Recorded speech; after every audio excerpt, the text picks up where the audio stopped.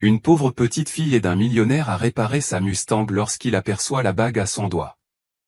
Dites-nous dans les commentaires de quelle ville ou de quel pays vous êtes. Voyons jusqu'où cette histoire peut aller. Le soleil de fin d'après-midi projetait de longues ombres sur la route de campagne tandis qu'Emily Collins rentrait de l'école. À seulement 9 ans, elle avançait avec l'assurance tranquille de quelqu'un qui avait déjà affronté plus d'épreuves que la plupart des enfants de son âge. Son sac à dos usé, rempli de livrets, curieusement, d'un petit jeu d'outils enveloppé dans un vieux chiffon ou un cadeau de son oncle Mathieu pesait lourdement sur ses frêles épaules. Emily fredonnait doucement, donnant des coups de pied dans les cailloux sur le bord de la route, quand une Mustang GT noire étincelante attira son attention. Elle n'était pas là ce matin. Sa silhouette élégante paraissait étrangement vulnérable, capot ouvert, tandis qu'un homme en costume hors de prix faisait les 100 pas à côté, son téléphone collé à l'oreille. « Je me fiche de la réunion que je rate », disait-il d'un ton chargé de frustration. « Je suis coincé sur la route départementale 16 avec une voiture qui ne démarre pas, et apparemment aucun mécanicien ne peut venir avant plusieurs heures. » Emily ralentit le pas, observant la scène avec curiosité. L'homme détonnait dans ce décor rural de l'État de Paris. Son costume taillé sur mesure devait coûter plus que ce que l'oncle Mathieu gagnait en un mois au garage. Ses cheveux noirs étaient soigneusement coiffés et, même de loin, Emily aperçut le reflet d'une montre de luxe à son poignet, alors qu'il gesticulait avec agacement. « Très bien, je vais me débrouiller seul », dit-il avant de raccrocher et de glisser son téléphone dans sa poche. Il se tourna vers le moteur, le fixant comme si la seule force de sa volonté pouvait en réparer la panne. Quelque chose dans sa détresse éveilla en Emily son instinct naturel d'aider. L'oncle Mathieu disait toujours que le savoir ne vaut rien si on ne le partage pas quand quelqu'un en a besoin. « Excusez-moi, monsieur », lança Emily en s'approchant prudemment de la voiture. « Vous avez des soucis avec votre voiture ?» Jacques Reynard se retourna, la surprise se lisant clairement sur son visage en découvrant cette petite silhouette s'adressant à lui. À 35 ans, il avait bâti un empire dans le monde impitoyable de l'immobilier Paris. Les gens redoutaient son sens des affaires. Ses concurrents tremblaient à l'évocation de son nom. Mais le voilà battu par une voiture, abordé par une enfant. « Ce n'est qu'un petit souci », répondit Jacques avec un sourire crispé. « Rien de grave. Tu ne devrais pas rentrer chez toi. » Emily haussa les épaules et s'approcha pour jeter un coup d'œil sous le capot. « Je m'y connais un peu en voiture. Mon oncle est mécanicien, il m'apprend des trucs. » Jacques ne put s'empêcher de rire. « C'est adorable, mais c'est un véhicule haute performance. Il faut un professionnel. » « Peut-être, » admit Emily en posant son sac à dos.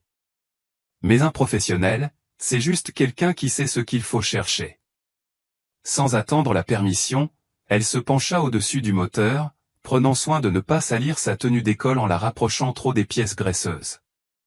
Jacques l'observa d'abord avec amusement, puis avec stupéfaction, en voyant les yeux de la fillette se plisser avec concentration alors qu'elle analysait le moteur avec une étonnante expertise.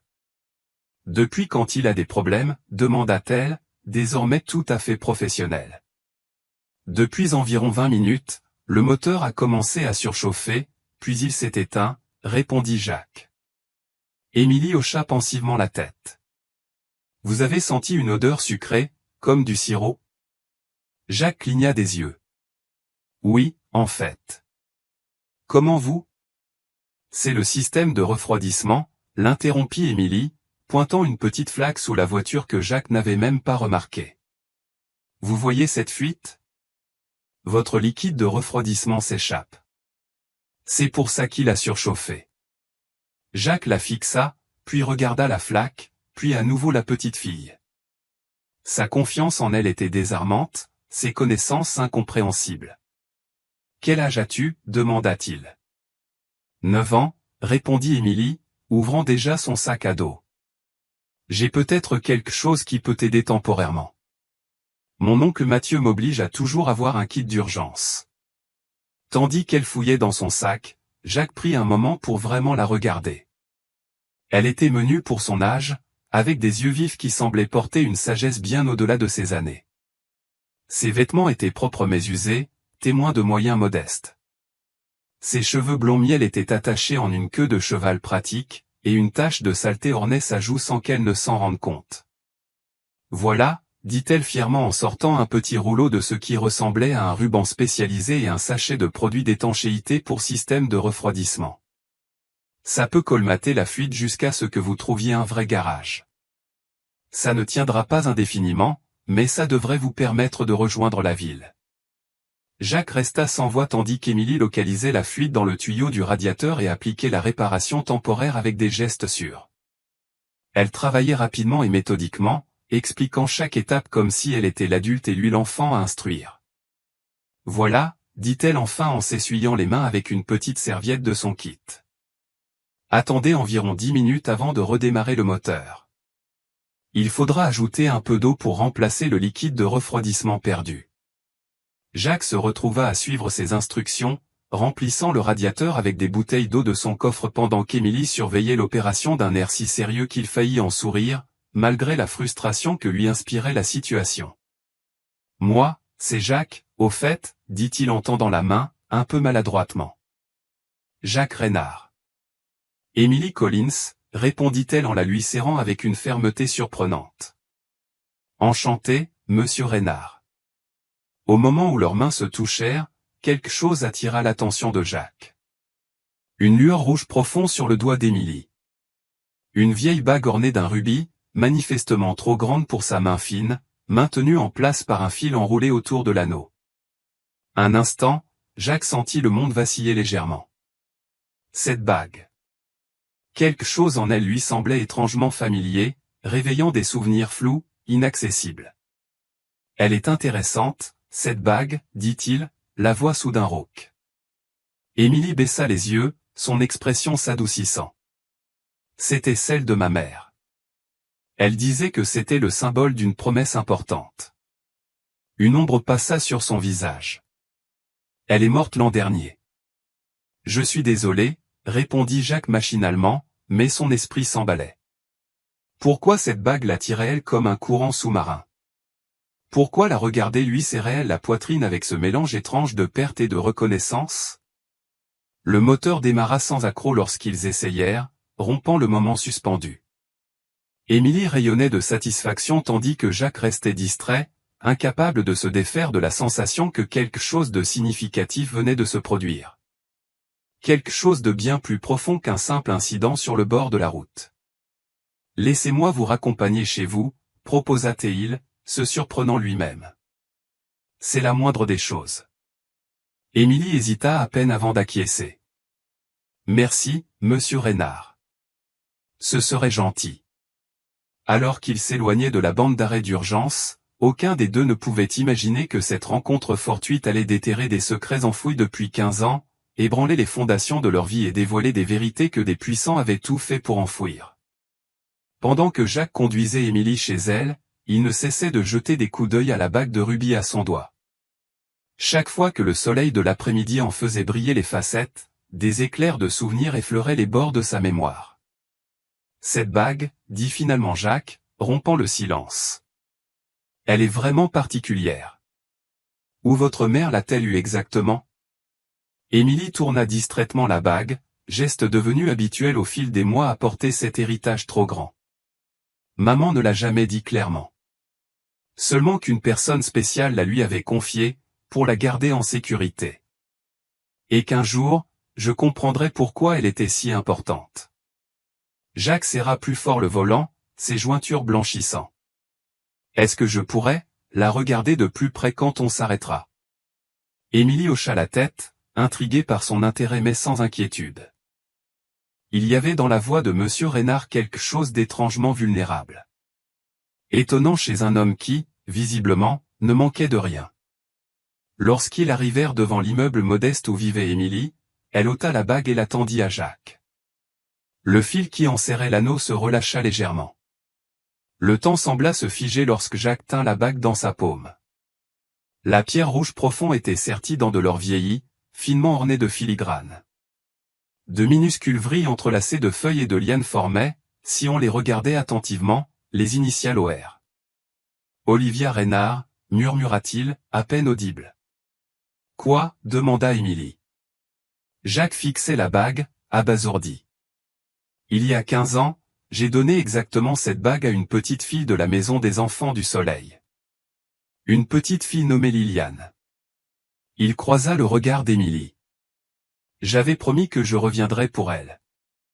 Les yeux d'Émilie s'écarquillèrent. Du soleil? C'est un nom que maman prononçait parfois. Dans son sommeil, elle faisait des cauchemars à ce sujet. Jacques rendit la bague avec précaution. Votre mère, Sarah Collins? Elle travaillait là-bas? Peut-être comme infirmière, confirma Émilie. Avant de m'adopter. Je n'avais que 2 ans, alors je ne me souviens de rien. L'esprit de Jacques tourbillonnait d'associations impossibles. Le timing. La bague. La coïncidence de leur rencontre. C'en était trop point, Émilie, je crois. Jacques s'interrompit, incertain de la façon dont il devait poursuivre. La vie de cet enfant était déjà bien assez compliquée sans qu'il vienne y ajouter ses théories farfelues. Je crois qu'il y a peut-être plus à raconter sur ta mère que tu ne le penses. Non, et peut-être aussi sur la mienne. Avant qu'Émilie ne puisse répondre, la porte de l'appartement s'ouvrit brusquement et un homme d'une 40aine d'années en sortit en trombe, le visage soulagé après une évidente inquiétude. Émilie, où étais-tu? Tu as 1 heure de retard, j'allais appeler. Il s'interrompit en apercevant la voiture luxueuse de Jacques et son costume. Oncle Mathieu, voici Monsieur Reynard, expliqua rapidement Émilie. Sa voiture est tombée en panne et je l'ai aidé à la réparer. Il m'a raccompagné. Mathieu Collins détailla Jacques du regard, avec la méfiance de celui qui a appris, à ses dépens, à ne pas se fier aux apparences. C'est très aimable à vous, dit-il enfin d'un ton réservé. Émilie a un vrai don pour les moteurs, répondit Jacques en tendant la main. Elle est exceptionnelle. Elle m'a sauvé la mise aujourd'hui. En lui serrant la main, il ajouta. J'aimerais d'ailleurs vous parler tous les deux un jour, à propos de la mère d'Émilie, et de son ancien lieu de travail. Le visage de Mathieu se durcit légèrement. Pourquoi un homme comme vous s'y intéresserait-il, monsieur Reynard? Jacques sortit une carte de visite de la poche intérieure de sa veste. C'est une longue histoire, mais je pense que cela pourrait nous concerner tous. Tandis qu'Émilie et Mathieu regardaient Jacques s'éloigner en voiture, la bague ornée d'un rubis semblait soudain plus lourde au doigt d'Émilie. Elle ne comprenait pas pourquoi, mais elle sentait au plus profond d'elle-même que sa vie venait de basculer. Les mains légèrement tremblantes, Jacques inséra sa carte dans l'ascenseur privé de sa tour Paris. Cette rencontre avec Émilie avait fait ressurgir des souvenirs qu'il avait passé des années à enfouir sous les acquisitions et les chiffres. Alors que l'ascenseur montait vers le 52e étage, Jacques ferma les yeux et laissa le passé l'envahir. Il avait de nouveau 7 ans, debout dans le couloir aseptisé du manoir des Reynard, écoutant son père adoptif, Richard, dire à sa mère, Olivia. Ce garçon a besoin de discipline, pas d'indulgence. Il nous remerciera le jour où il dirigera l'entreprise. Les portes de l'ascenseur s'ouvrirent sur son pantouse aux lignes épurées et au luxe savamment étudié. Jacques se dirigea vers le bar et se servit un verre, sans remarquer la présence de Victoire avant qu'elle ne s'éclaircisse la gorge. Te voilà enfin, dit sa fiancée, élégante dans sa robe de créateur. Les André ont appelé 2 fois à propos de la fusion, et la wedding planée attend à validation pour les fleurs. Jacques l'entendait à peine, absorbé par la vision de la bague en rubis. Victoire, est-ce que je t'ai déjà parlé du foyer pour enfants du soleil? Un sourcil parfaitement dessiné se haussa légèrement. Cette œuvre de charité dans laquelle ta mère s'était investie il y a des années? Pourquoi cela aurait-il de l'importance aujourd'hui? Jacques ne répondit pas. Il marcha jusqu'à son bureau, où il gardait une petite boîte en bois dissimulée derrière ses trophées d'affaires. À l'intérieur se trouvait la seule photo qu'il possédait de Liliane, un cliché instantané fané d'une fillette aux yeux brillants, lui tenant la main dans la cour de l'orphelinat. Il était adolescent à l'époque, rendant visite en cachette malgré l'interdiction de son père. Je t'avais promis que je reviendrais, murmura-t-il à la photo. De l'autre côté de la ville, Émilie était assise à la petite table de la cuisine tandis que son oncle Mathieu préparait un dîner simple.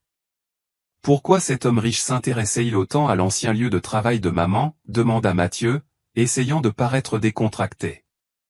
Émilie tourna sa bague en rubis. Il reconnut la bague. Il a dit qu'il en avait donné une identique à une fille nommée Liliane à du Soleil.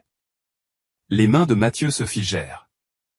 Ta mère ne parlait jamais beaucoup de cet endroit. Elle disait juste qu'il avait fermé soudainement et c'est alors qu'elle t'a adopté. Émilie saisit son sac à dos et en sortit un vieux carnet. Après la mort de maman, j'ai trouvé son journal intime. Elle y parlait de papiers à la banque et de vérités qui devaient être révélées. Elle leva les yeux vers son oncle. Penses-tu que cela ait quelque chose à voir avec Monsieur Reynard?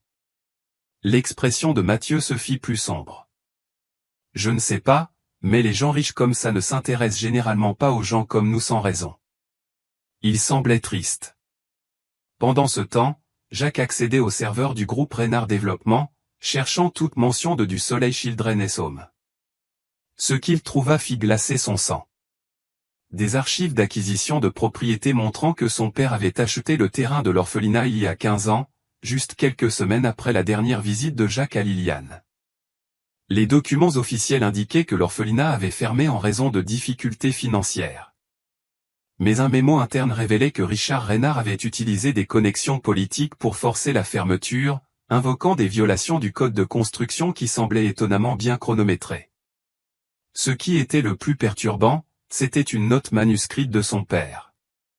Tous les fils sont tirés, les transferts terminés. Aucune documentation ne reste. Jacques se laissa tomber en arrière, les souvenirs se heurtant à cette nouvelle réalité. Que son père avait-il fait? Et pourquoi Emily Collins avait-elle la bague de Liliane? À l'aube, à Paris, deux personnes dans des circonstances très différentes étaient éveillées avec les mêmes questions, sans se rendre compte à quel point leur vie était déjà entrelacée, ni à quel point leur recherche de réponses deviendrait dangereuse. Jacques sortit de la douche, l'eau chaude n'ayant pas vraiment réussi à apaiser son esprit tourmenté. La vaste salle de bain de son Penthouse brillait de marbre et de chrome, un témoignage de la richesse qui lui avait toujours semblé plus comme une cage que comme un privilège. Il essuya la buée du miroir, fixant le reflet d'un homme qu'il ne reconnaissait presque plus. La voix de Victoire s'éleva de la chambre. « Jacques, chéri, les Huntington ont confirmé pour le dîner ce soir. Papa veut discuter de l'avancement de l'annonce de la fusion pour la faire coïncider avec notre mariage. » Jacques ferma les yeux. Le mot mariage le frappa comme un coup physique. Leur fiançailles avait été annoncée dans le Wall Street Journal, décrite comme une union de la royauté de l'immobilier. Peu importait que ni l'un ni l'autre ne l'ait choisi. Les familles Reynard et Huntington avaient orchestré chaque détail, jusqu'au diamant de 6 carats qui semblait être un fardeau aux doigts de Victoire. « Je dois d'abord régler quelque chose », cria Jacques depuis la salle de bain, sa voix résonnant dans l'immensité. « Des affaires, un petit détail. »« Toujours des affaires », soupira Victoire, un léger soupçon de déception authentique dans sa voix que Jacques fit semblant de ne pas entendre. Il s'habilla rapidement dans un autre costume impeccable et partit sans déjeuner, ordonnant à son chauffeur de le conduire aux archives de l'entreprise. Il y avait une vérité enfouie dans ces documents, et après avoir rencontré Émilie, il ne pouvait plus l'ignorer. De l'autre côté de la ville, dans un appartement exigu de Queens, Émilie se réveillait au bruit de son oncle Mathieu préparant son travail. Le contraste ne pouvait être plus frappant. Alors que le Penthouse de Jacques occupait tout un étage avec une vue s'étendant à l'horizon, leur appartement de 2 chambres ne contenait que leur vie modeste. Le plafond était marqué de taches d'eau. Les appareils étaient obsolètes, et le mobilier avait été aimé bien au-delà de sa période de gloire. Pourtant, il y avait ici une chaleur que la maison luxueuse de Jacques n'avait pas. Des photos d'Émilie avec Sarah Collins ornaient les murs. Le premier jour d'école d'Émilie, des anniversaires, des Noëls. Des moments de joie ordinaires capturés et préservés. « Bonjour, mon petit », dit Mathieu en voyant Émilie entrer dans leur petite cuisine. « Les œufs sont sur le poêle. J'ai une double équipe aujourd'hui, donc Madame Perrin, à côté, viendra te voir après l'école. » Il s'arrêta, observant son visage. « Tu penses à ce type d'hier? Celui avec la voiture de luxe? Émilie hocha la tête distraitement, touchant la bague en rubis. Il savait des choses, oncle Matt, sur ma mère, sur d'où je viens. Le visage marqué de Mathieu se radoucit. Ta mère t'aimait plus que tout, monsieur, rien ne changera ça. Je sais, répondit Émilie. Mais tu ne trouves pas ça étrange qu'il reconnaisse la bague, qu'il sache pour le soleil? Mathieu soupira, jetant un coup d'œil à sa montre. Écoute, après le travail, on fouillera dans les affaires de ta mère ensemble. Peut-être qu'on a raté quelque chose. Il attrapa sa vieille veste en cuir et ses clés de voiture. Fais juste attention aux gens comme Reynard. Les gens riches vivent dans un monde différent du nôtre. Après son départ, Émilie sortit à nouveau le journal de Sarah, relisant des passages qui lui semblaient critiques auparavant, mais qui prenaient maintenant un nouveau sens. Je ne pouvais pas la laisser là. Pas après ce que j'ai entendu. Certaines promesses valent qu'on prenne tous les risques, les papiers sont en sécurité maintenant. Quand elle sera assez grande pour comprendre, elle en aura besoin pour retrouver son chemin. Émilie tourna les pages du journal, s'arrêtant au dos, où Sarah avait collé une petite clé. Elle avait toujours pensé que c'était décoratif, mais se demanda maintenant si cela ne pouvait pas ouvrir plus que des souvenirs. Pendant ce temps, Jacques était assis dans la salle d'archives climatisée du Reynard Development Group, entouré de boîtes de vieux dossiers. La plupart des cadres auraient délégué cette tâche, mais ils ne faisaient confiance à personne pour ce qu'ils recherchaient. Des heures passèrent avant qu'ils ne le trouvent. Un dossier intitulé « Acquisition du soleil ». À l'intérieur, des documents de propriété, des demandes de zonage, et une seule photo qui lui fit arrêter son cœur. L'orphelinat avant sa démolition, un bâtiment qui était apparu dans ses rêves depuis 15 ans. En dessous se trouvait une enveloppe scellée marquée « RR personnel ». Rompre le sceau de son père lui donna l'impression de franchir une ligne qu'il ne pourrait pas revenir en arrière. Mais Jacques le fit quand même, renversant le contenu sur la table, des certificats de naissance, des papiers d'adoption, une liste de noms d'enfants avec des notes à côté, potentiels, inadaptés, transférés, cas spécial, et là, entouré en rouge, Liliane Sullivan, traitement spécial selon la directive RR. Le téléphone dans sa poche vibra. Victoire encore, lui rappelant le dîner. Jacques l'ignora, les mains tremblantes alors qu'il continuait à lire. Les pièces du puzzle se mettaient en place, formant une image si perturbante qu'il peinait à la comprendre. Son père, le grand Richard Reynard, avait orchestré bien plus que des transactions immobilières. Il avait déplacé des enfants comme des pièces sur un échiquier, y compris une petite fille nommée Liliane, qui avait disparu de tous les registres le jour même où Jacques lui avait donné la bague en rubis. Alors que la prise de conscience s'installait, Jacques ressentit quelque chose qu'il n'avait pas éprouvé depuis des années. Une rage brute, non filtrée. Quel que soit le jeu que son père jouait, Emily Collins s'y retrouvait d'une manière ou d'une autre au centre. Et lui aussi. Dans deux parties très différentes de la ville, Jacques et Emily prenaient simultanément la même décision. Ils avaient besoin de réponses, peu importe le prix. Les mondes qui les avaient séparés si longtemps étaient sur le point de se percuter. La lourde porte en bois de la première banque nationale s'ouvrit alors qu'Émilie et Mathieu entraient le lendemain après-midi. Mathieu avait quitté son travail plus tôt, incapable de se concentrer après leur conversation de ce matin-là. « Tu es sûr que c'est ce que ta mère voulait dire ?» chuchota Mathieu, jetant un coup d'œil autour du hall en marbre, visiblement mal à l'aise. Les banques ne l'avaient jamais bien traité. Émilie hocha la tête, serrant le journal de Sarah. L'entrée dit, « La vérité est cachée à la First National et nous avons cette clé. Il doit s'agir d'une boîte à dépôt sécurisée. » Au guichet du service clientèle, une responsable sceptique examinait leurs documents. Le certificat de décès de Sarah, les papiers de tutelle de Mathieu et la clé elle-même. « C'est très irrégulier, » dit la femme en les regardant par-dessus ses lunettes de lecture. Mais les documents semblent en règle. Suivez-moi, s'il vous plaît. Ils furent conduits dans une pièce privée avec un mur de boîte métallique.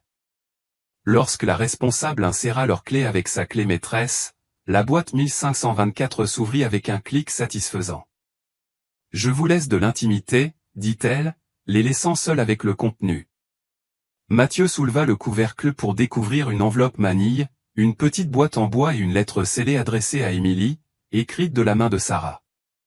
À ouvrir lorsque vous retrouverez votre chemin, les mains d'Émilie tremblaient lorsqu'elle brisa le sceau. En lisant, des larmes montèrent à ses yeux. Maman savait, murmura-t-elle. Pendant tout ce temps, elle savait que je n'étais pas celle que je pensais être. La lettre révélait que Sarah avait été infirmière en chef à l'orphelinat du Soleil. Une nuit, elle avait surpris Richard Reynard et le directeur discuter d'arrangements spéciaux pour une enfant nommée Liliane. Craignant pour la sécurité de l'enfant, Sarah avait pris la fille et s'était enfuie, changeant leurs deux noms et commençant une nouvelle vie loin de Paris. À l'intérieur de l'enveloppe manie se trouvaient des papiers d'adoption manifestement falsifiés et des documents originaux que Sarah avait fait sortir clandestinement, y compris un certificat de naissance pour Liliane Reynard, née de Olivia et Richard Reynard. C'est impossible, souffla Mathieu. Richard Reynard est l'un des hommes les plus riches de Paris. Et tu dis qu'il est ton père? Pourquoi abandonnerait-il son propre enfant? Émilie fixa le certificat de naissance, son monde basculant sur son axe. Et Jacques, si ce sont aussi ses parents, alors c'est mon frère. Mathieu termina, son visage pâle. Ton frère, qui a réussi à te retrouver après toutes ces années. La boîte en bois contenait un dernier objet, un extrait de journal à propos d'Olivia Reynard, de son travail caritatif avec les orphelins, avec une note manuscrite sur la marge. Elle n'a jamais cessé de te chercher. Pendant qu'Émilie et Mathieu faisaient leur découverte, Jacques était assis dans son bureau privé à Reynard Tower, fixant son écran d'ordinateur avec incrédulité. Ses enquêteurs avaient envoyé leurs premiers résultats.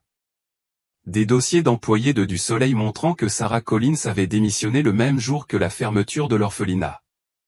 Sa lettre de démission mentionnait des préoccupations éthiques, mais une note dans son dossier la qualifiait d'incoopérative et de potentiellement risquée. Plus troublant encore était ce que ces enquêteurs n'avaient pas trouvé. Aucune trace de ce qu'il était advenu d'une enfant nommée Liliane après la fermeture de l'orphelinat. Comme si elle avait tout simplement disparu, son existence effacée de tous les systèmes. Jacques ouvrit le tiroir de son bureau et sortit une petite boîte en bois presque identique à celle qu'Émilie venait de découvrir. À l'intérieur se trouvait une photographie fanée de sa mère, Olivia, tenant un nourrisson. Il l'avait trouvée cachée dans sa commode il y a des années, mais n'en avait jamais compris la signification. Au dos, dans l'élégante écriture de sa mère, Liliane Emma Reynard, née à 4h17. Mon ange parfait. Le bip de l'interphone le fit sursauter. Monsieur Reynard, votre père est là pour vous voir. Jacques remit rapidement la photo à sa place cachée. Faites-le entrer. Richard Reynard entra dans le bureau avec l'assurance d'un homme qui possédait le bâtiment, ce qu'il faisait techniquement. À 65 ans, il restait imposant, ses cheveux argentés et son costume sur mesure projetant puissance et autorité. Jacques, dit-il, s'installant dans un fauteuil sans attendre d'invitation. Victoire me dit que tu es distrait. Quelque chose à propos des anciennes acquisitions de propriété. Le cœur de Jacques se serra. Comment Victoire le savait-elle? Il garda son visage soigneusement neutre. Je fais juste une revue de notre histoire.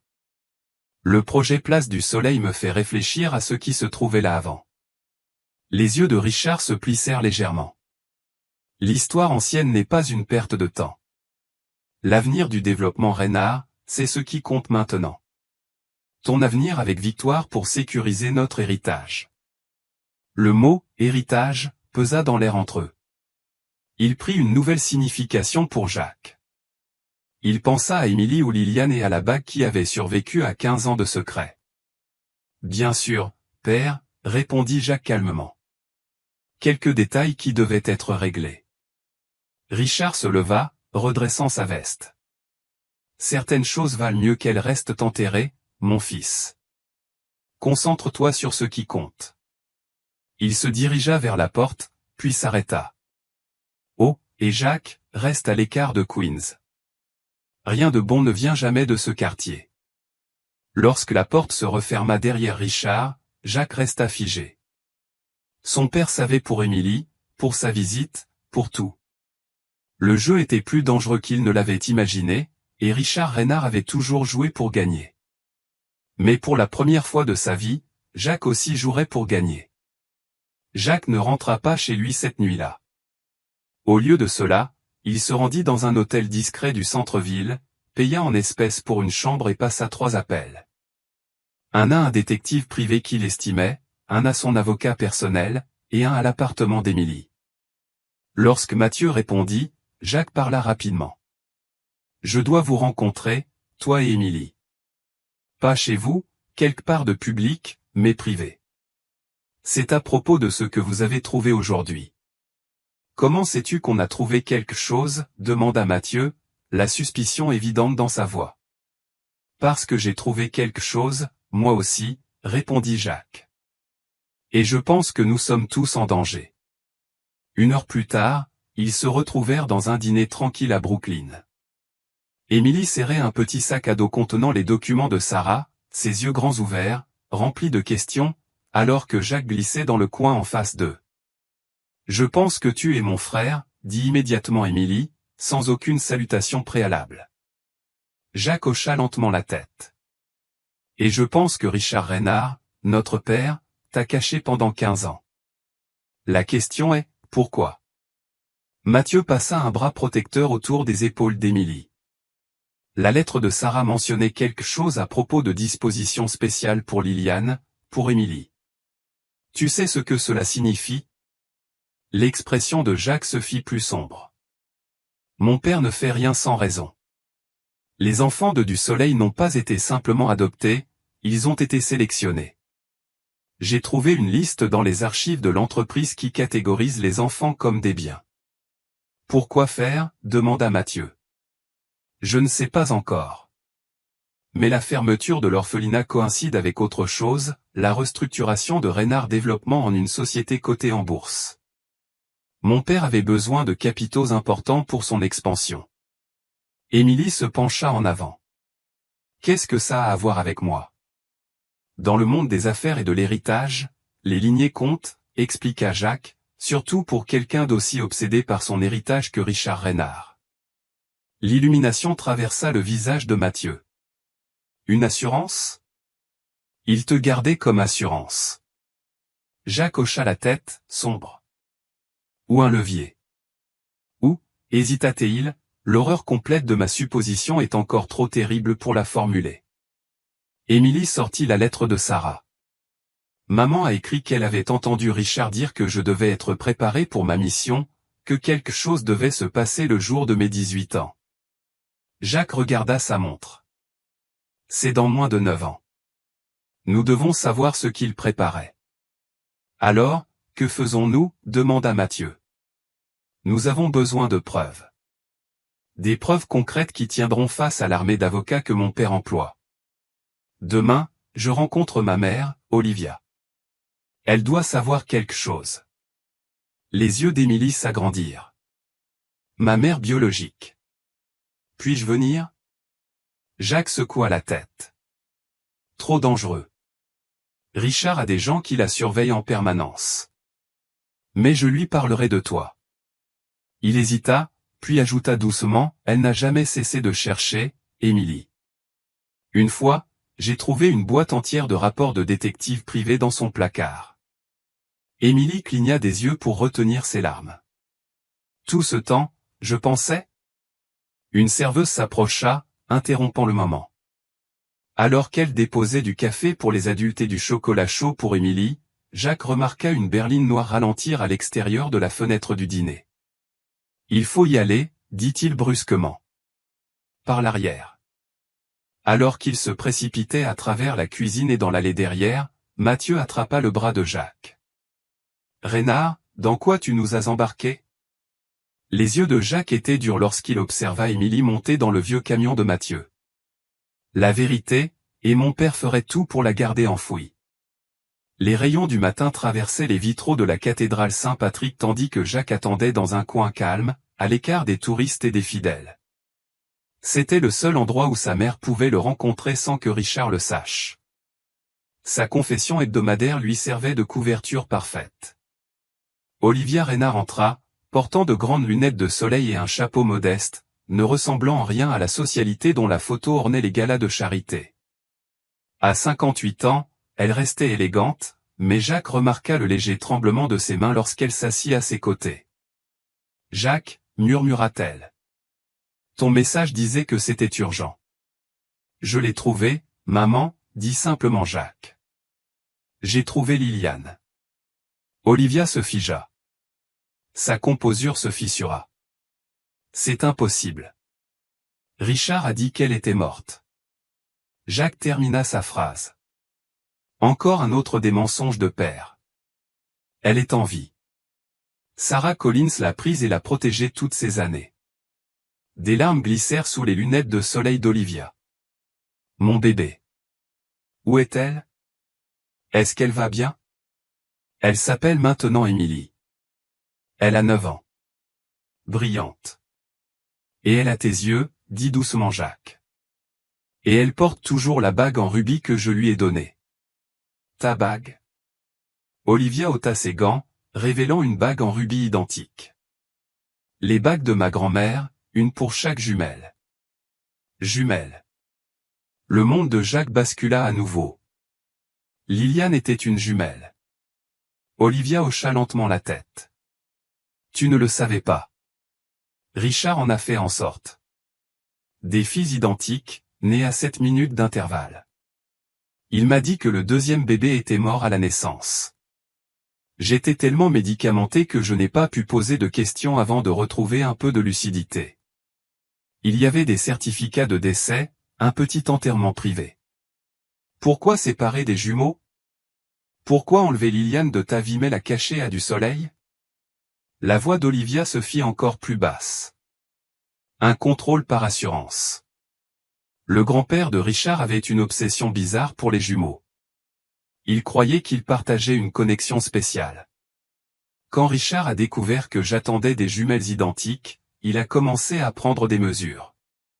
Quelle sorte de mesures? Jacques insista, cherchant un plan de secours. Richard avait construit l'entreprise en utilisant des méthodes qui pourraient un jour être remises en question. Il avait besoin d'une façon de protéger son héritage si jamais tu devenais problématique. Elle serra la main de Jacques. Liliane était son plan de secours. Un match génétique avec toi. Élevé séparément, mais sous son contrôle. Prête à te remplacer si nécessaire. Jacques ressentit un malaise physique à cette pensée, et l'autre jumelle? Emma, je ne sais pas ce qu'il est advenu d'elle. Richard a dit qu'elle était morte, mais après tout ce que tu m'as dit sur Liliane, un employé de l'église passa près d'eux, ce qui fit tressaillir Olivia. Je ne peux pas rester plus longtemps. Richard surveille mes déplacements, mais Jacques, sa prise se resserra. Fais attention. Il y a plus de choses que même moi je ne sais pas. Richard garde un coffre privé dans son bureau. Tout ce que tu cherches, il est là. Alors qu'elle se levait pour partir, Jacques demanda, est-ce que tu la rencontreras, Émilie? La composure d'Olivia céda enfin, un sanglot échappant de sa gorge. Plus que tout, mais pas tant qu'elle ne sera pas en sécurité. Pas tant que nous ne serons pas tous à l'abri de Richard. Plus tard cet après-midi-là, Richard Reynard convoqua son fils à l'étage exécutif de la Reynard Tower. Lorsque Jacques entra dans le bureau somptueux, Richard regardait une vidéo de surveillance sur son ordinateur.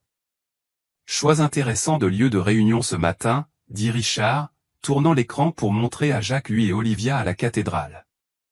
Tu veux bien expliquer pourquoi tu inquiètes ta mère avec des histoires de contes de fées sur des enfants morts? Jacques réalisa avec une clarté parfaite que le jeu avait changé. Son père ne cachait pas seulement des secrets. Il était dangereux.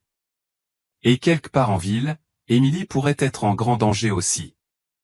Il faut qu'on bouge, dit Jacques dans son téléphone, marchant dans la salle de bain exécutive où il s'était réfugié après l'affrontement avec son père. Richard sait que j'ai trouvé Émilie. Il nous surveille tous les deux. Qu'est-ce qu'il t'a dit exactement? La voix de Mathieu crépita à travers la ligne. Assez pour montrer qu'il a des yeux partout, répondit Jacques en vérifiant sous les cabines de la salle de bain pour s'assurer qu'il était seul. J'ai aussi appris quelque chose de ma mère. Émilie, Liliane, avait une sœur jumelle nommée Emma. Richard a dit à Olivia que le bébé était mort à la naissance, mais après tout ce qu'il a menti, je suis sûr qu'il a caché quelque chose. Il y eut une longue pause avant que Mathieu ne parle. Tu es en train de me dire qu'il pourrait y avoir une autre fille là-bas, un autre enfant qu'il a caché? Je ne sais pas, mais j'ai besoin d'accéder au coffre privé de mon père. Ce soir. Émilie peut-elle rester dans un endroit sûr? Ma cousine dans le New Jersey, je vais l'y emmener maintenant. Mathieu hésita. Reynard, mon copain de service, Daniel, le frère de Sarah, est mort en enquêtant sur du soleil il y a 10 ans. Un accident de voiture, qu'ils ont appelé. J'ai toujours trouvé ça suspect, mais Sarah m'a supplié de laisser tomber, pour le bien d'Émilie. Le sang de Jacques se glaça. Daniel Collins. J'ai vu son nom dans un rapport de sécurité que mon père garde sur ses ennemis. Richard suit ta famille depuis des années. C'est plus grand que juste Émilie, n'est-ce pas? Demanda Mathieu, sa voix grave. Je pense que mon père manipule des vies depuis des décennies, confirma Jacques. Et je pense qu'Émilie n'est que la partie émergée de l'iceberg. Ce soir-là, Richard Reynard assista à un gala de charité, donnant à Jacques son opportunité. Utilisant sa carte d'accès exécutif, il entra dans le bureau privé de son père.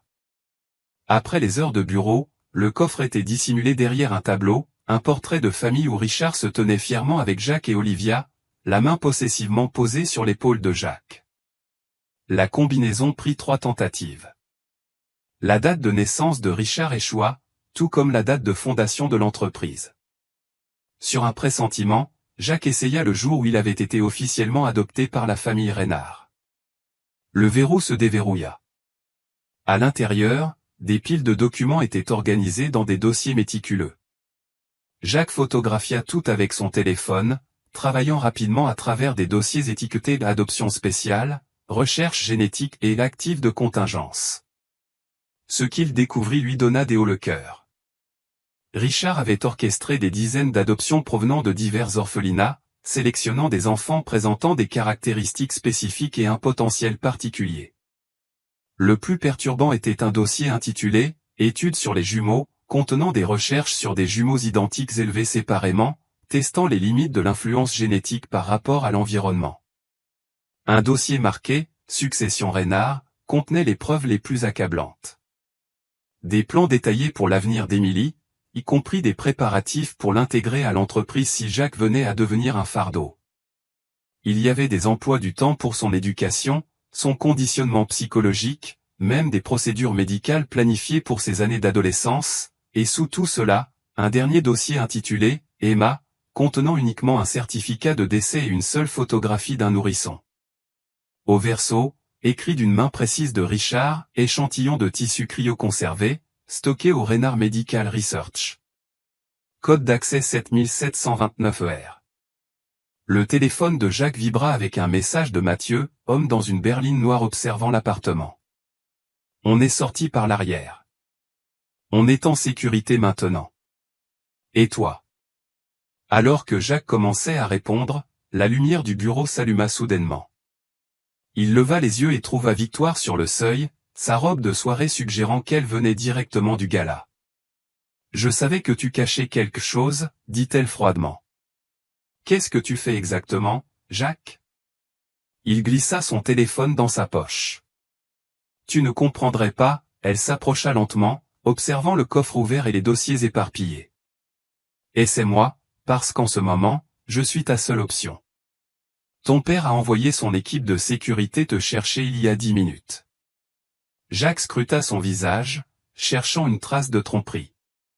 Victoire faisait partie de sa vie depuis des années. Leur fiançailles était un arrangement d'affaires que ni l'un ni l'autre n'avait choisi, mais il n'avait jamais vraiment su où résidaient ses loyautés. « Pourquoi m'aiderais-tu » demanda-t-il. La parfaite maîtrise de Victoire craqua légèrement. « Parce que j'ai vu ce que Richard fait aux gens qui se mettent en travers de son chemin, et parce que j'en ai assez d'être un autre bien dans le portefeuille des Reynard. » Elle jeta un coup d'œil à sa bague de fiançailles en diamant. « Nous avons tous les deux été des pions, Jacques. J'ai juste compris ça plus tôt. Des voix et des pas se firent entendre dans le couloir. Jacques n'avait que quelques secondes pour décider. Mon père manipule les vies d'enfants, y compris celles de mes sœurs.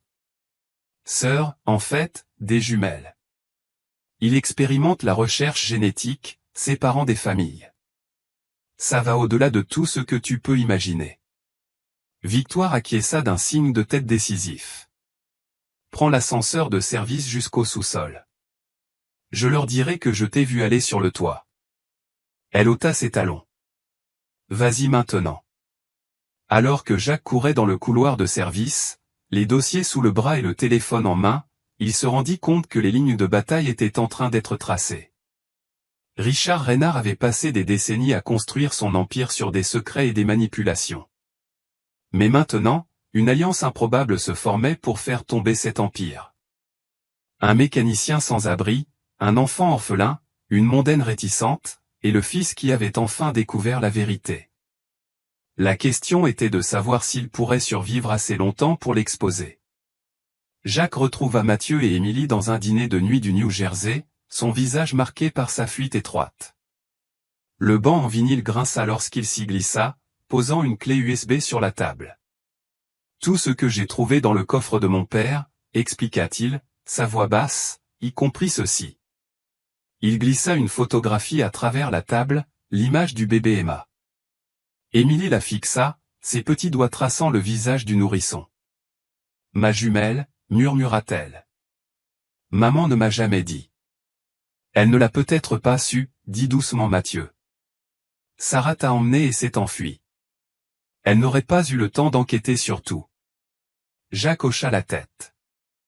D'après ce que j'ai trouvé, Richard vous a séparés immédiatement après la naissance, a dit à Olivia qu'Emma était morte tout en te plaçant secrètement, Liliane, à du soleil, où il pouvait surveiller ton développement. Mais pourquoi, demanda Émilie, la question qui hantait tout le monde. Jacques hésita, jetant un regard à Mathieu.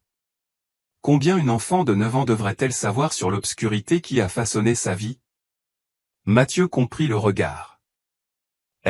Pourquoi ne vas-tu pas choisir une chanson sur le jukebox? Une fois qu'Émilie fut hors de portée, Jacques parla rapidement. Richard menait une sorte d'expérience tordue. Les dossiers mentionnent du matériel génétique identique élevé dans des environnements contrôlés et variables. Il y a des évaluations psychologiques, des tests d'intelligence, même des procédures médicales programmées pour ces années d'adolescence. Quel genre de malade? Mathieu s'arrêta. Et Emma, l'autre jumelle? La voix de Jacques se fit encore plus basse. Le certificat de décès semble légitime, mais il y a une référence à des échantillons de tissus préservés. Je pense que Richard a peut-être prélevé du matériel génétique de la jumelle décédée pour une sorte de recherche. Il y a des liens avec une clinique médicale appartenant aux filiales de Reynard. Nous devons aller à la police, insista Mathieu. Avec quel document, que j'ai volé? Contre l'un des hommes les plus puissants de Paris? Jacques secoua la tête. Nous avons besoin de preuves irréfutables et de témoins prêts à témoigner. L'ex-directrice de la maison d'enfants du Soleil pourrait savoir quelque chose. Docteur Margaret Iveres, Mathieu, acquiesça. Sarah en a parlé. La dernière fois que j'ai entendu, elle a déménagé à Boston après la fermeture de l'orphelinat. Émilie revint, glissant à nouveau dans la banquette. Saviez-vous que la bague en rubis a un secret? Demanda-t-elle, en tournant la bague jusqu'à ce qu'elle émette un clic, révélant un petit compartiment dans la monture. À l'intérieur se trouvait un microfilm plus petit qu'un ongle. Les deux hommes fixèrent la scène, stupéfaits, tandis que Jacques l'extrayait soigneusement. Je dois trouver un moyen de lire ça, dit-il. Cela pourrait être la clé de tout. Des heures plus tard, dans un magasin de photocopies ouvert 24 heures sur 24, ils se regroupèrent autour d'un lecteur de microfiches, tandis que le petit film révélait ses secrets. Un registre de paiement, de dates et de noms de code, tous liés à quelque chose appelé Projet Gemini. Ce qui était le plus choquant, c'était la signature au bas de chaque autorisation. Richard Reynard. C'est un registre de pots de vin, réalisa Jacques. Des paiements à des responsables qui détournaient les yeux lorsque Richard acquérait des terres en fermant des orphelinats. Des paiements à des médecins qui falsifiaient des certificats de décès. Même des paiements pour étouffer les enquêtes. Mathieu désigna une entrée. Des Collins neutralisés 50 000 €. Mon Dieu, souffla-t-il. Il a payé pour faire tuer le frère de Sarah. Émilie, qui était restée silencieuse jusque-là, parla soudainement. Il y a un nom qui revient sans cesse. Qui est Victoire? Huntington. Le sang de Jacques se glaça. Ma fiancée. Et selon ça, elle a rapporté mes activités à mon père pendant des années. Au lever du jour, 3 personnes liées par des secrets et des mensonges formèrent un nouveau plan. Un plan qui les libérerait tous ou détruirait tout dans le processus. La cérémonie d'inauguration du Place du Soleil a été largement relayée dans toutes les sections économiques de Paris. Des publicités en pleine page annonçaient que le groupe Reynard Développement revitalisait une propriété historique, que la soirée de gala de charité aurait lieu, et que la cérémonie commencerait samedi à 19 h. Jacques fixa l'annonce en déjeunant dans leur nouveau refuge. Une petite cabane sur la propriété du cousin de Mathieu dans les Catskills. Depuis 3 jours, ils avaient élaboré des stratégies, collecté des preuves et pris contact avec d'éventuels alliés. C'est parfait, dit Jacques en encerclant la date. Tous les principaux médias seront là. Mon père a invité les responsables municipaux, les chefs d'entreprise, voire le gouverneur. Émilie leva les yeux de son carnet où elle organisait leur découverte. Tu veux l'exposer publiquement lors de son propre événement, demanda Mathieu en fronçant les sourcils. C'est risqué. La sécurité sera renforcée. C'est pourquoi nous avons besoin d'aide, répondit Jacques en étalant un plan de la salle dessiné à la main.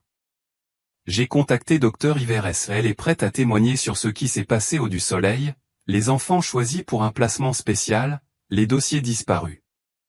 On peut lui faire confiance, demanda Mathieu. Elle dirigeait cet endroit. Elle était une autre pion, répondit Jacques. Richard a menacé de lui retirer sa licence médicale si elle ne coopérait pas.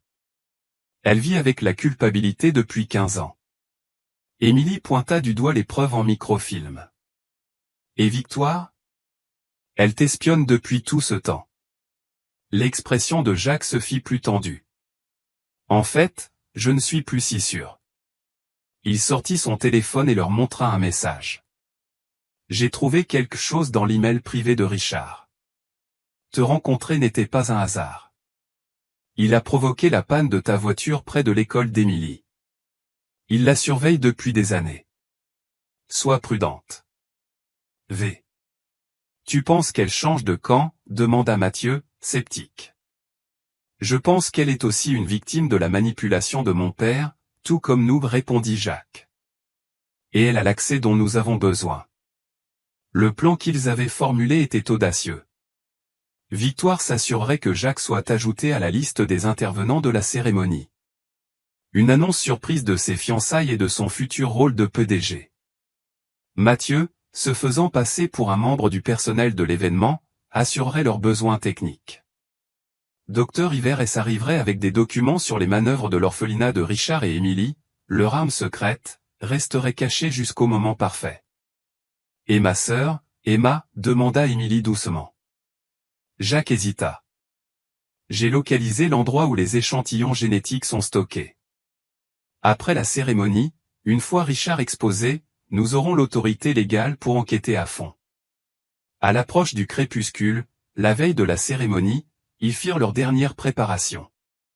Des téléphones jetables furent distribués, des plans de secours établis, des preuves sécurisées en plusieurs endroits. Si quelque chose m'arrive, dit Jacques à Mathieu, assure-toi qu'Émilie arrive auprès d'Olivia. Elle loge à l'hôtel Plaza sous son nom de jeune fille, Wilson. Mathieu hocha la tête d'un air grave. Et si quelque chose arrive à Émilie ou à moi, tu réduis l'empire Reynard en cendres. Émilie, qui était restée étrangement silencieuse, prit soudain la parole. Quoi qu'il arrive demain, ce sera ensemble, juste après que tout soit terminé. Les 2 hommes échangèrent un regard. Le poids de ce qu'ils s'apprêtaient à faire pesait lourdement entre eux. Ils allaient défier l'un des hommes les plus puissants de Paris. Un homme qui avait orchestré des meurtres, manipulé des vies et enterré des secrets pendant des décennies. Oui, promit Jacques, s'agenouillant pour la regarder dans les yeux. Quand ce sera fini, plus de secrets. Plus de cachettes. Nous serons une vraie famille. Alors qu'ils se rassemblaient autour de leur dernier plan, aucun d'eux ne remarqua la berline noire qui passait lentement devant l'allée de la cabane, ni l'objectif de la caméra capturant leur silhouette à travers la fenêtre. La grande salle de bal de l'hôtel de la Place scintillait des lumières de l'élite de Paris. Des lustres en cristal diffusaient une lueur dorée sur des tables ornées de centres de table composés de roses blanches et de touches dorées. Une immense banderole s'étendait à travers la scène. Place du Soleil illuminant l'avenir de Paris. Jacques ajusta son nœud papillon devant le miroir des toilettes.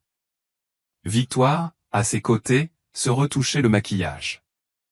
La sécurité vérifie tout le monde à l'entrée, murmura-t-elle. Richard a ajouté des gardes après ce message que je t'ai envoyé. Mathieu est-il en place, demanda Jacques. Victoire hocha la tête. Entrée des services, comme prévu. Docteur Yvers est arrivé il y a 10 minutes. Elle est à la table 7. Et Émilie avec ta mère dans la suite de l'hôtel, attendant le signal. Victoire hésita. Jacques, Richard semble différent ce soir. Plus agité que je ne l'ai jamais vu. Le téléphone de Jacques vibra avec un message de Mathieu. Il y a un problème. La sécurité demande des vérifications d'identité secondaire. Plan B, avant que Jacques puisse répondre, la porte des toilettes s'ouvrit. 2 agents de sécurité se tenaient là, les oreillettes en place. Monsieur Reynard, votre père demande votre présence en coulisses immédiatement. Jacques échangea un regard avec Victoire. Ce n'était pas prévu dans le plan. En coulisses, Richard Reynard était debout, révisant des cartes de notes, impeccable dans son fumeuse. Lorsqu'il aperçut Jacques, il renvoya son assistant d'un geste. « Fils, dit-il d'une voix étrangement calme. Je pensais qu'on pourrait avoir une petite conversation père-fils avant la fête. » Il tendit un verre de scotch à Jacques. À de nouveaux commencements. Jacques ne buvait pas, de quoi s'agit-il, père? Le sourire de Richard n'atteignait pas ses yeux. Tu sais, quand je t'ai adopté, les gens disaient que j'étais fou. Pourquoi ne pas avoir un enfant biologique? Pourquoi élever le fils d'un autre? Il tourna autour de Jacques lentement. Mais j'ai vu du potentiel en toi. Avec le bon façonnement, la bonne pression, tu pourrais devenir exactement ce dont j'avais besoin. Un successeur, dit Jacques d'un ton plat. Une extension, corrigea Richard, de ma vision, de mon héritage. Il posa son propre verre, intact. Alors, imagine ma déception quand mon fils commence à se faufiler, à rencontrer des orphelins et des infirmières disgraciées, à exhumer de vieux dossiers. Je sais tout, dit Jacques, sa voix stable malgré son cœur battant la chamade. À propos de Liliane et Emma, de ce que tu as fait. Richard haussait les épaules. Ce que j'ai fait, c'est protéger mes intérêts. Les affaires exigent des plans de secours. Elles étaient des enfants, tes propres filles. Elles étaient des atouts, répondit froidement Richard. Comme toi. Comme cette charmante petite mécanicienne avec qui tu te caches. Jacques sentit de la glace dans ses veines. Si tu as touché à Émilie. Émilie? Richard rit. Ah, tu veux dire Liliane? Non, elle est en sécurité pour l'instant. Il jeta un coup d'œil à sa montre. La cérémonie commence dans 5 minutes. Tu as un choix, Jacques. Sois à mes côtés comme prévu. Annonce ton engagement à Victoire. Accepte ton rôle d'héritier de Reynard Développement ou regarde tout ce que tu as construit s'effondrer. C'est toi qui vas tomber, répondit Jacques en se dirigeant vers la porte. Les mots suivants de Richard le stoppèrent net. Ta mère t'a-t-elle déjà dit pourquoi j'ai choisi de t'adopter, toi spécifiquement, parmi tous les orphelins disponibles? Jacques se tourna lentement. De quoi parles-tu? Le sourire de Richard était glacé. Suis ton petit plan d'exposition ce soir, et tu découvriras exactement à quel point les secrets de la famille Reynard sont profonds. Même ceux que vous ne savez pas que vous gardez. La voix du MC résonna à travers les haut-parleurs.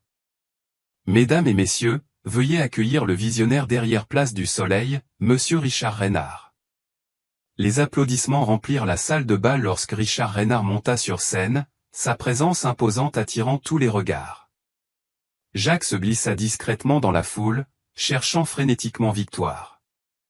Il la trouva près de l'entrée des services, son visage tendu. Richard chuchota Jacques. Il a menacé Émilie. Victoire lui glissa une petite clé USB dans la main. Alors nous n'avons rien à perdre. J'ai téléchargé ses emails privés, ses communications avec les médecins à propos des tests génétiques, les rapports de surveillance sur Émilie. Tout est là. Le son de la voix de Richard remplit la pièce. Je suis fier d'annoncer Place du Soleil, un projet révolutionnaire qui revitalisera ce quartier historique.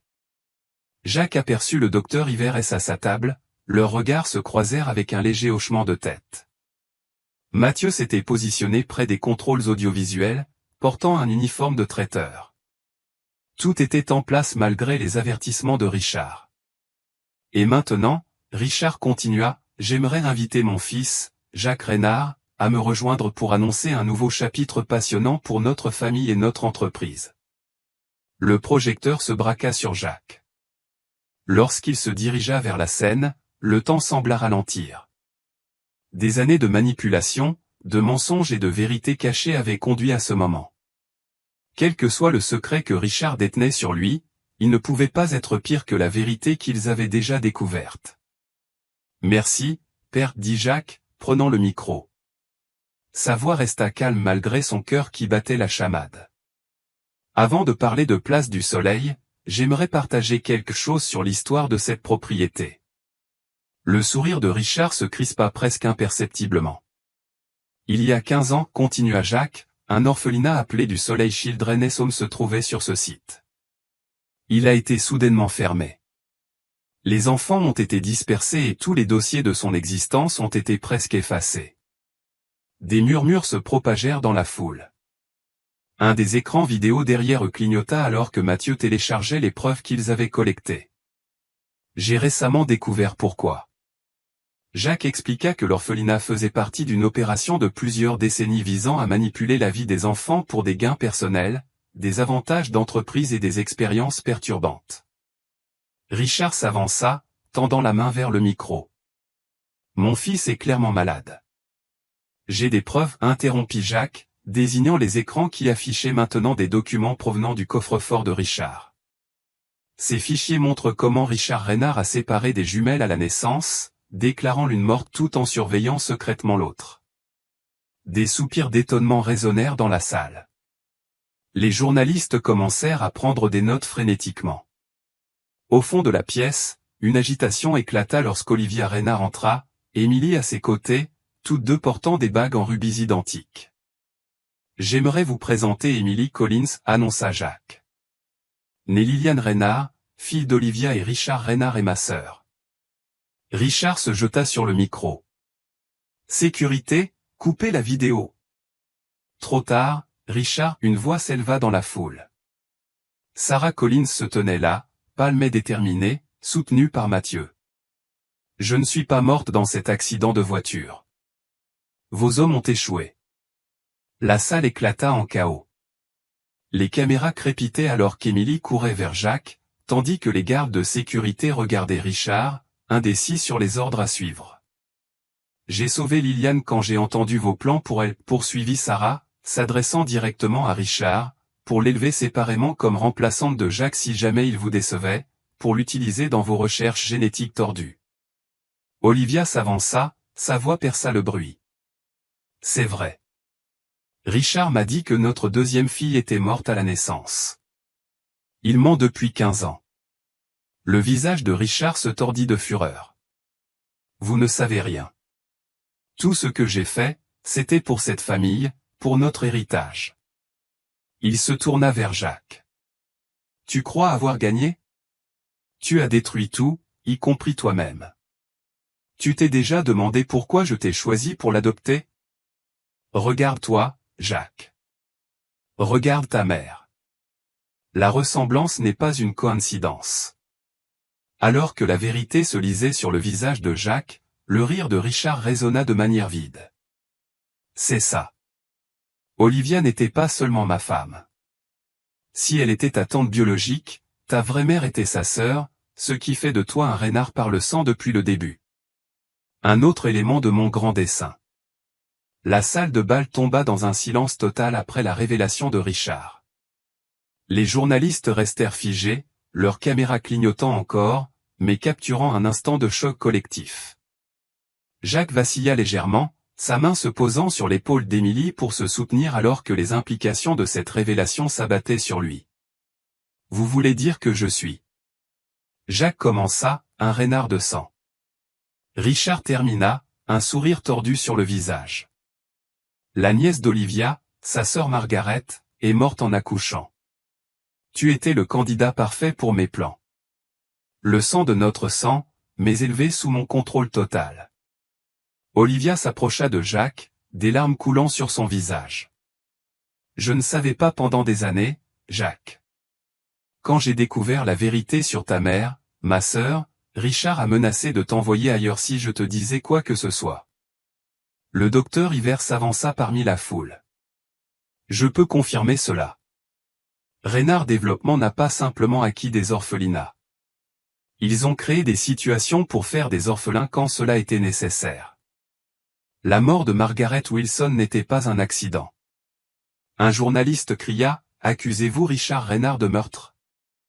Avant que Richard ne puisse répondre, les portes de la salle de bal s'ouvrirent brusquement. Des agents du FBI envahirent la pièce, dirigés par une femme au visage sévère qui s'avança vers la scène. « Richard Reynard, annonça-t-elle, vous êtes en état d'arrestation pour fraude, falsification de documents, corruption de fonctionnaires publics et complot. » Le visage de Richard perdit toute couleur alors que deux agents se plaçaient de chaque côté de lui. « Vous n'avez rien, bégaya-t-il. Aucune preuve qui tiendra en cours. » Victoire s'avança, sa robe de créateur en décalage avec son expression déterminée. « Ils ont tout, Richard. Pendant que vous vous concentriez sur Jacques, j'ai coopéré avec le FBI pendant des mois. Les comptes offshore de Reynard Développement, les pots de vin versés aux fonctionnaires, les certificats de décès falsifiés, y compris celui d'Emma Reynard. » Émilie laissa échapper un cri. « Ma sœur jumelle ?» L'expression de Victoire se radoucit alors qu'elle regardait l'enfant. « Emma n'est pas morte à la naissance. Elle a été adoptée par la famille Huntington. Ma famille. Je ne l'ai su qu'il y a 1 an, lorsque mon père m'a révélé la vérité sur son lit de mort. » La révélation se propagea dans la foule stupéfaite. Les photographes capturèrent le visage de Richard alors que la réalisation se faisait. « Votre » commença-t-il. « Emma Reynard, » confirma Victoire. « Votre fille, celle que vous pensiez pouvoir contrôler à travers mes fiançailles avec Jacques. Un autre pion dans votre jeu tordu. » Alors que les agents emmenaient Richard, les journalistes se précipitèrent, hurlant des questions. La salle de bal sombra dans le chaos. Les équipes de caméras se bousculaient pour capturer chaque instant de l'effondrement spectaculaire de l'Empire Reynard. À l'extérieur, des vans de presse stationnaient dans la rue. Le matin venu, les gros titres envahiraient le pays. L'empire immobilier Reynard construit sur la fraude et les secrets familiaux. Les marchés ouvriraient sur une chute libre des actions de Reynard Développement Group.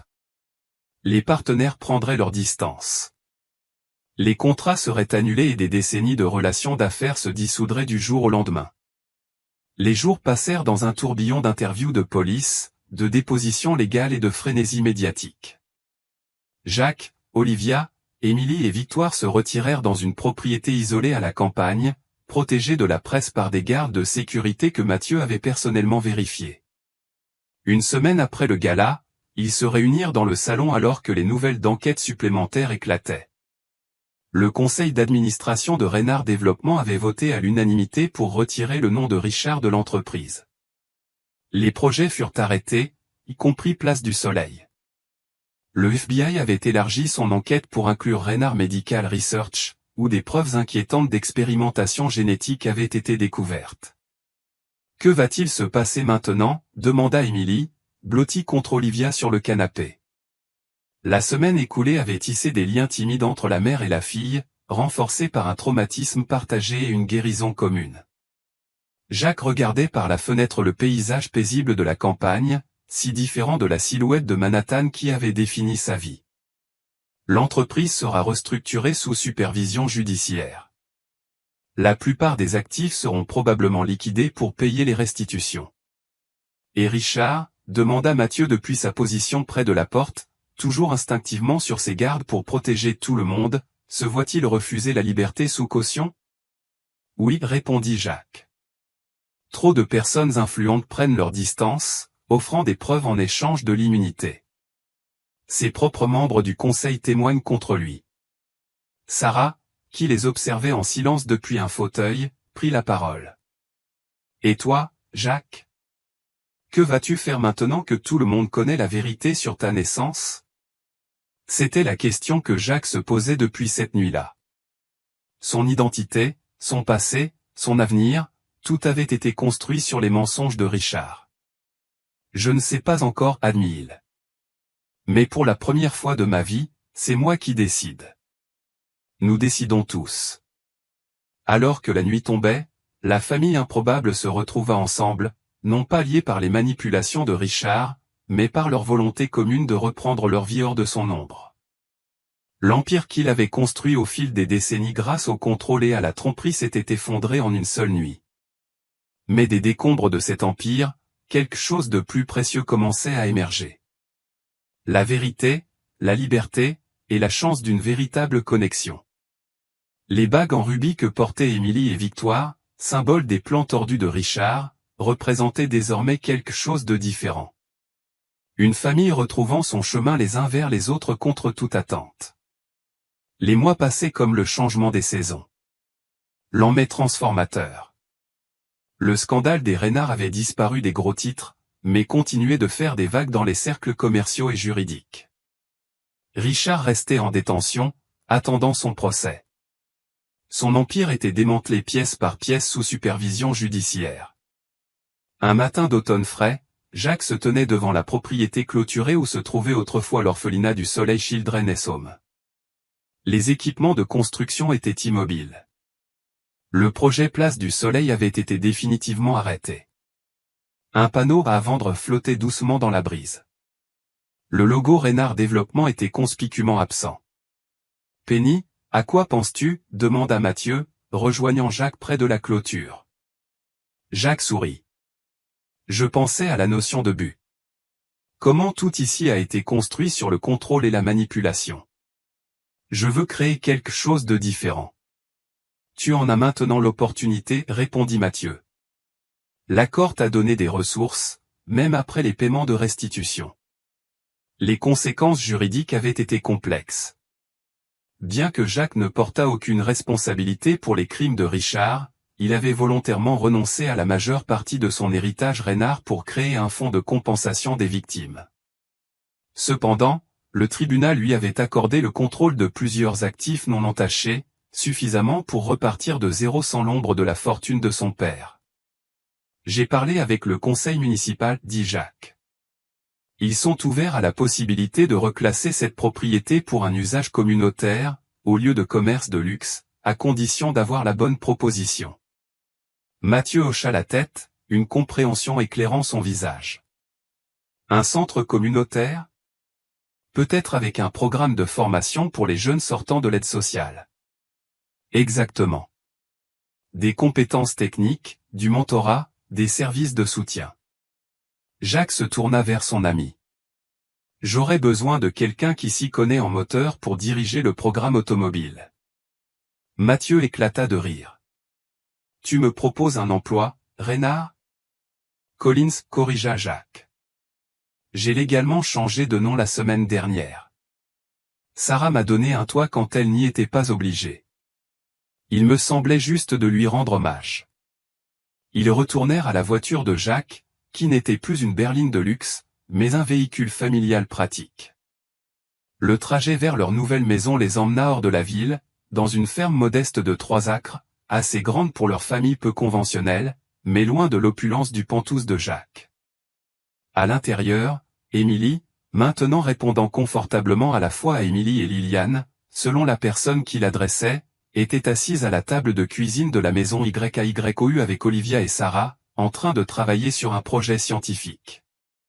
Les deux mères avaient formé un lien inattendu, leur amour commun pour Émilie ayant traversé les différences de milieu et d'expérience. Victoire arriva plus tard pour le dîner, sa transformation aussi spectaculaire que celle de Jacques. Les vêtements de créateur et le maquillage parfait avaient disparu, remplacés par des habits décontractés et des sourires sincères. Elle avait dissous l'entreprise hôtelière de sa famille, utilisant son héritage pour établir une fondation soutenant les familles séparées par des fraudes à l'adoption. « J'ai des nouvelles », annonça Victoire pendant le dessert. La du Soleil Memorial Foundation a obtenu le statut d'organisation à but non lucratif aujourd'hui. Nous pouvons commencer à accepter des dons pour le projet du centre communautaire. Des acclamations éclatèrent autour de la table. La fondation, dirigée conjointement par Jacques, Victoire, Sarah et Mathieu, était devenue leur mission commune, un moyen de transformer la douleur du passé en quelque chose de guérissant. Et Victoire continua, jetant un coup d'œil à Émilie. Le programme de bourses éducatives pour les enfants orphelins sera lancé le mois prochain. Nous l'appelons les Collins Reynard Scholar. Émilie rayonnait de fierté. À 10 ans, elle avait insisté pour être impliquée dans la planification de la fondation, en particulier les programmes pour enfants.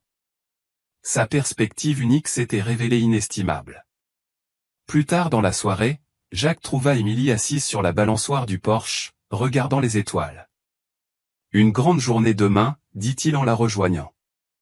Premier jour à ta nouvelle école. » Émilie hocha la tête. « Penses-tu que les enfants vont poser des questions sur tout, sur le fait d'être à la télévision et Richard étant mon père ?» Jacques réfléchit. « Certains peut-être, mais tu n'as pas à répondre à quoi que ce soit que tu ne veux pas. Et souviens-toi, la famille, ce n'est pas seulement une question de sang. C'est à propos de ceux qui t'aiment et de ceux que tu choisis d'aimer en retour. Comme nous, dit Émilie simplement. Nous nous sommes choisis. » Jacques sourit, le cœur rempli. Il y a 6 mois, il était piégé dans une vie bâtie sur des mensonges, fiancé à une femme qu'il n'aimait pas travaillant pour une entreprise fondée sur la corruption. Maintenant, entouré d'une famille improbable forgée à travers des traumatismes et des guérisons partagées, il avait trouvé quelque chose que la richesse de Richard ne pourrait jamais acheter. Une connexion véritable. Le slogan de la fondation peint sur la grange qu'il transformait en un espace de travail résumait parfaitement tout cela. Construire de meilleurs avenirs ensemble, non pas par manipulation ou contrôle, mais par la vérité, le choix et le courage de recommencer. Alors qu'Émilie s'appuyait contre son épaule, Jacques réalisa que l'effondrement de l'Empire Reynard n'avait pas été une fin, mais le début de quelque chose de bien plus précieux que tous les bâtiments que Richard avait jamais construits. Une année s'était écoulée depuis cette nuit qui avait tout changé. Les vastes terrains de ce qui avait été prévu comme le Place du Soleil bourdonnaient maintenant d'activité, mais pas du genre que Richard Reynard avait imaginé. Là où des condominiums de luxe et des espaces commerciaux haut de gamme auraient dû se dresser, un centre communautaire florissait. Aujourd'hui marquait l'inauguration officielle du Soleil Memorial Center, et une foule modeste s'était réunie pour la cérémonie de coupe du ruban. Pas de célébrités ni de politiciens cette fois, seulement des membres de la communauté, d'anciens résidents d'orphelinat et la famille peu conventionnelle qui avait rendu tout cela possible. Jacques Collins, anciennement Reynard, se tenait au podium, vêtu simplement de pantalons kaki et d'une chemise à boutons. L'année passée l'avait adouci, effaçant les bords tranchants du cadre exécutif qu'il avait autrefois été. Il y a 1 an, commença-t-il, sa voix se portant à travers la foule attentive. Nombre d'entre nous étions des étrangers, reliés seulement par des secrets et de la douleur provoquée par l'obsession d'un homme pour le contrôle. Aujourd'hui, nous nous réunissons non pas pour ressasser ce passé, mais pour célébrer ce que nous avons construit à partir de ses cendres. Il désigna les bâtiments derrière lui, un établissement éducatif moderne, des ateliers de formation technique, des services de conseil, des bureaux et des services de soutien aux familles. Au centre du campus se dressait un petit jardin commémoratif dédié à ceux dont la vie avait été perturbée par l'Empire Reynard. Le du Soleil Memorial Center représente un nouveau type de héritage, continua Jacques. Ce n'est pas une famille construite sur la manipulation et la tromperie, mais sur la transparence, la guérison et la connexion authentique. Chaque personne qui franchira ces portes trouvera du soutien sans contrepartie, des opportunités sans exploitation.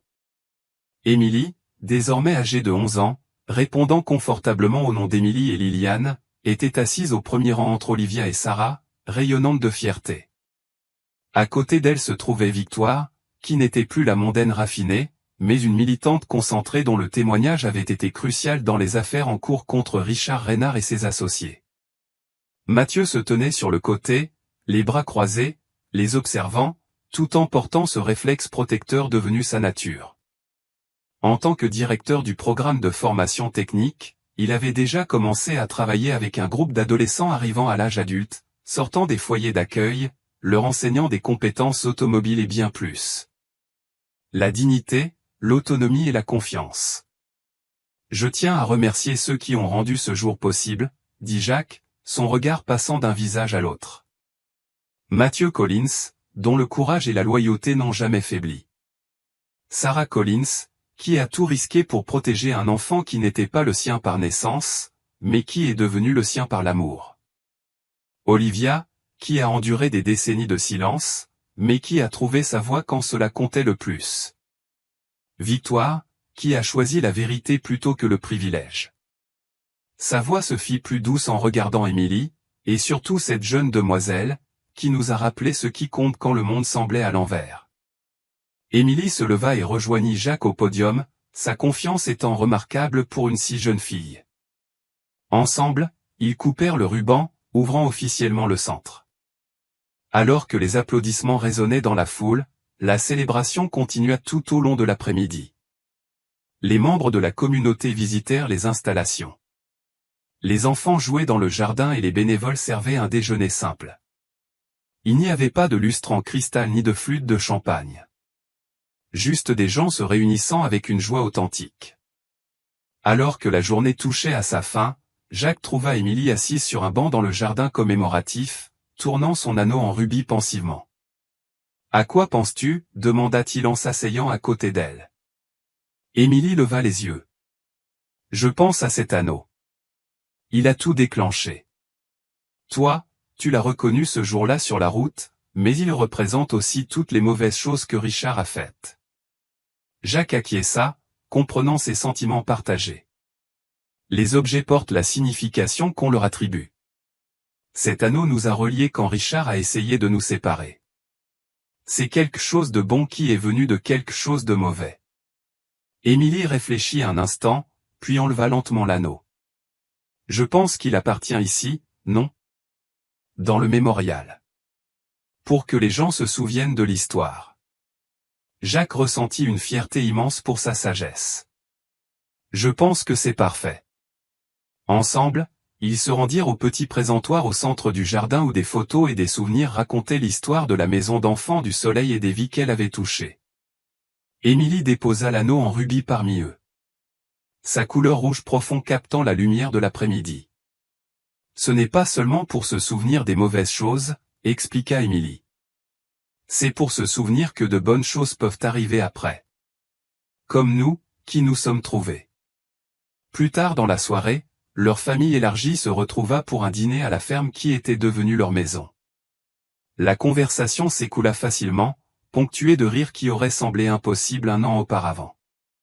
Ils n'étaient plus liés par la manipulation de Richard, mais par le choix et l'amour. Après le dîner, Jacques offrit à Émilie une petite boîte. À l'intérieur, se trouvait une simple bague en argent. Rien d'extravagant ni de précieux comme l'anneau en rubis, mais significatif dans sa simplicité. Ce n'est pas une question de possession ou de contrôle, expliqua Jacques. C'est une nouvelle sorte de promesse. Que la famille est quelque chose que nous construisons ensemble, pas quelque chose qui nous est imposé. Émilie enfila l'anneau à son doigt. Celui-ci était cette fois bien ajusté pour elle. Autour de la table, Jacques, Victoire, Olivia, Sarah et Mathieu montrèrent chacun des bagues assorties, symbole de leur famille choisie. Lorsque les étoiles apparurent dans le ciel nocturne, ils s'assirent sur le porche, partageant des histoires et des rêves pour l'avenir. Richard Reynard était toujours en détention en attendant son procès. Son empire était démantelé, son pouvoir disparu. Pourtant, son nom n'entrait presque plus dans leur conversation. Ils avaient dépassé le stade où ils étaient définis par ses actions. Le centre mémorial du Soleil resterait comme un rappel des chemins détournés et des vies perturbées, mais aussi comme la preuve que de nouveaux commencements sont toujours possibles. Des cendres de la manipulation et du contrôle était né quelque chose d'authentique, une famille forgée par le choix plutôt que par l'obligation, et un héritage bâti sur la guérison plutôt que sur le pouvoir.